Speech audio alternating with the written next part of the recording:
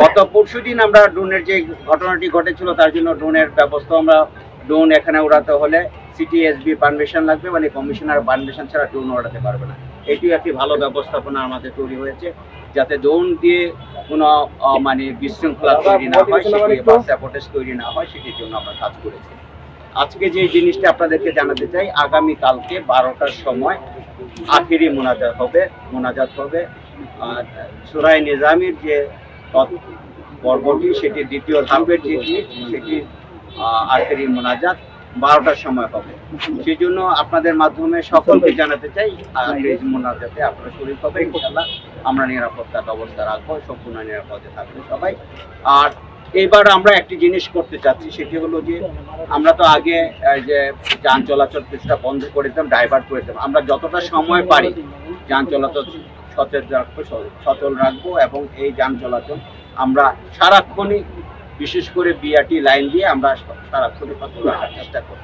আমরা বিশ্বাস করছি, আশা করছি যে আমরা এই যান চলাচলটিতে বিঘ্ন ঘটবে না, আমরা যান চলাচলটি রাখতে পারবো। আমরা জনগণের কাছে একটি অনুরোধ রাখতে চাই, রাস্তার মধ্যে মোনাজাতের সময় আপনারা বসবেন না। আপনারা আগে ফিল আপ করে রাস্তাটা ক্লিয়ার রাখেন। রাস্তার মধ্যে না বসলে যান চলাচল যদি সঠিক থাকে, অন্যের মোনাজাত করার জন্য সুবিধা হবে। আপনাদের মাধ্যমে আমি জনগণকে, মুসল্লিদের ভাইদেরকে অনুরোধ করতে চাই, রাস্তাটার মধ্যে আপনারা কখনো মোনাজাতের জন্য বসে যাবেন না। এবং মাঠের অনেক জায়গা খালি থাকে, আপনারা যদি আস্তে আস্তে মাঠে ঢুকেন তাহলে জনগণের জন্য সুবিধা হবে। এটির মাধ্যমে আমরা জনগণকে স্বস্তি দিতে পারবো, রাস্তাটা ক্লিয়ার রাখার চেষ্টা করবেন। আর যদি হকার কারোর সামনে পড়ে, আমি আপনাদের মাধ্যমে আবারও ব্রিফিং দিতে চাই আমার পুলিশ বাহিনীকে, হকার বসা যাবে না, কোনো বিক্ষোভও বসানো যাবে না। এটি সবগুলা যে তাকে মুভমেন্টে রাখতে হবে, রাস্তাটাকে সচল রাখতে হবে, সব এটি হলো আমাদের প্রথম কাজ। এবং নিরাপত্তা ব্যবস্থা আগের মতোই আছে। আমরা সিসি ক্যামেরার মাধ্যমে নিরাপদ রাখছি, আমরা ড্রোনের মাধ্যমে অবজারভেশন করছি, সিসি ক্যামেরার মাধ্যমে অবজারভেশন করছি, আমরা মোবাইল পার্টি রেখেছি, পিকেট পার্টি রেখেছি, আমরা মুভমেন্টের মাধ্যমে সাদা পোশাকেও আমরা ভেতরে নিরাপত্তা ব্যবস্থা রেখেছি। ইনশাল্লাহ কোনো অসুবিধা হবে না। আমাদের যান চলাচলের ব্যবস্থাটি আমরা বলেছি, এর আগে আমাদের যে ব্যবস্থাপনা ছিল, যে ফোর্স ছিল, আমরা সকল ফোর্সকে তার নির্দিষ্ট কাজের ফাঁকে প্রত্যেকে যান চলাচলের ব্যাপারে সহযোগিতা করবে, এই কথাটি বলা হয়েছে। এবং হকার উচ্ছেদের ব্যাপারে বলবে, যে কাজই করুক না কেন, আমরা যে কাজে picket duty, mobile duty, food petrol duty, যারাই যে কাজটি করুক, তারা সেই কাজের পাশাপাশি আমরা সিসিতে লিখে দিয়েছি যান চলাচলে তারা সহযোগিতা করবে এবং হকার উচ্ছেদে সহযোগিতা। একা পুলিশের পক্ষে হকার উচ্ছেদ করা আসলে কঠিন হয়ে যায়, আপনি জানেন। এর জন্য আমরা কিন্তু মাঠের মুরব্বীদেরকে বলেছি, কারণ হকারের সাথে পুলিশের উচ্ছেদ করতে গিয়ে কোনো ক্র্যাশে জড়িয়ে যাচ্ছে, সেই জিনিসটিও আমি বিরত রাখতে বলেছি।